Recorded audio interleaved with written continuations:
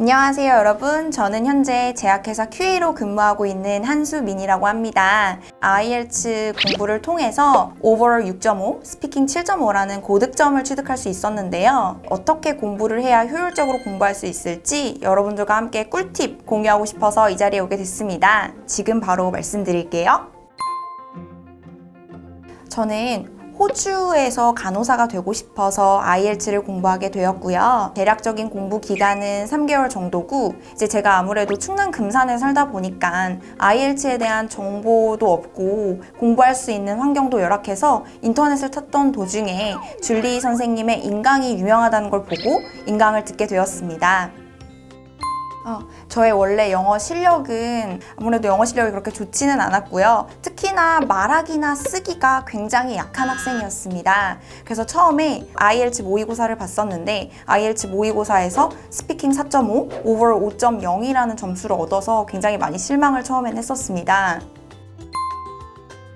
우선 저는 캠브리지 지금 현재 나와 있는 1번부터 14번까지 혹은 15번까지를 다 푸는 걸 추천을 드립니다. 근데 문제를 풀기 전에 캠브리지 강의를 먼저 수강을 하시고 리스닝 푸는 방법을 어떻게 하는지 습득하신 후 캠브리지를 전체 다 푸는 것을 추천드립니다.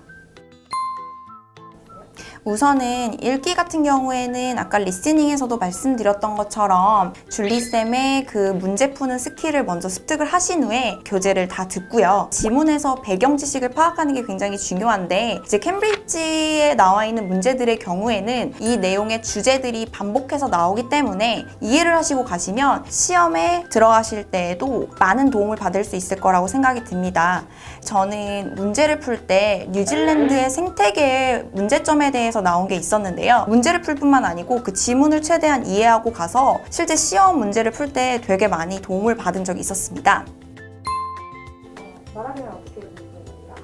말하기 같은 경우에는요, 실제적으로 이그제미너 앞에 가게 되면은 처음에 먼저 많이 긴장하는 부분이 있는데요. 우선은 최대한 긴장을 풀고 문제를 준비할 때에는 복화책을 10분 활용했습니다. 줄리쌤의 복화책에 보시면 데이데이마다 각각의 질문들이 나와 있는 부분이 있습니다. 예시 문장을 만들고요. 그 예시 문장을 최대한 외워가서 그 부분을 최대한 활용을 해서 이그제미너한테 말을 했습니다. 특히나 이제 문장을 만드실 때에도 본인이 생각해서 만드는 것보다 나와 있는 줄리쌤의 그 단어장의 예문들을 활용을 해서 그 예문을 통해서 문장을 만들면 훨씬 더 전문적으로 보일 수 있기 때문에 단기간에 스피킹에 고득점을 맞으실 수 있을 거라고 생각이 듭니다. 라이팅은 어떻게 하셨어요? 라이팅의 경우에는 태스크 1, 태스크 2로 나눠지고 있는데요. 태스크 1 같은 경우에는 단어들을 최대한 다양하게 이용하려고 노력을 했습니다.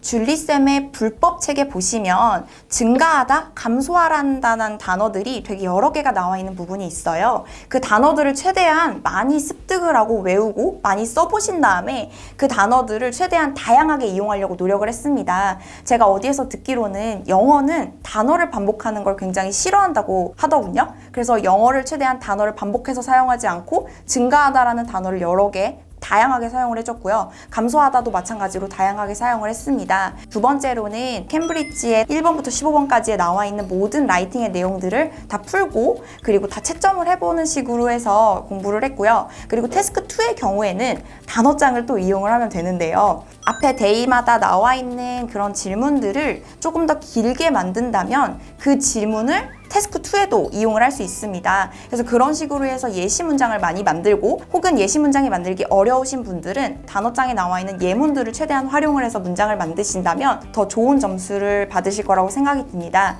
뭔가 마이너스 되는 부분을 최대한 피하기 위해서 영어에서 맞춤법을 쓴다든지 문장의 맨 첫 글자를 대문자를 쓴다든지 혹은 January, February, March와 같은 이러한 1월, 2월, 3월 같은 단어들 중에 단어들이 많이 틀릴 수 있는 오타가 날 수 있는 단어들을 최대한 줄여서 리스크를 줄이는 부분도 많은 역할을 했다고 생각이 듭니다.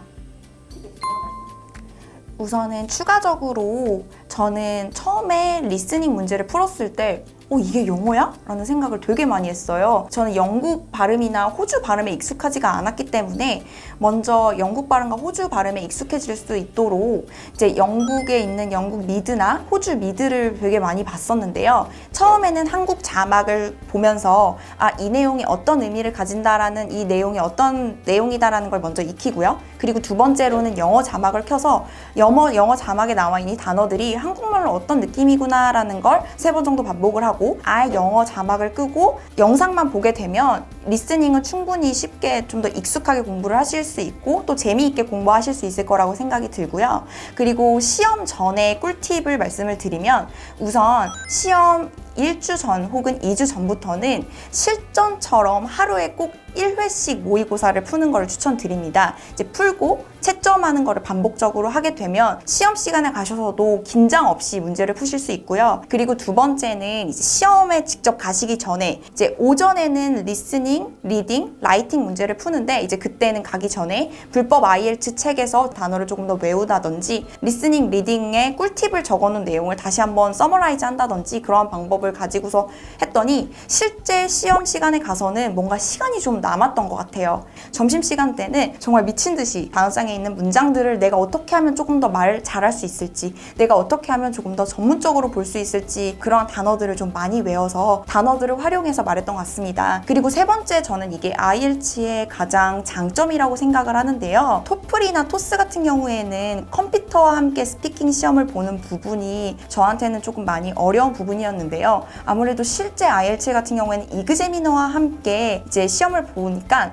내가 정말 외국인 친구랑 한번 말을 하러 가는구나 라는 편안한 마음으로 가신다면, 여러분들이 10을 준비했다면 충분히 발휘할 수 있을 거라고 생각이 듭니다. 궁금하신 점이나 자세한 내용이 더 알고 싶은 분은 댓글로 남겨주세요. 감사합니다.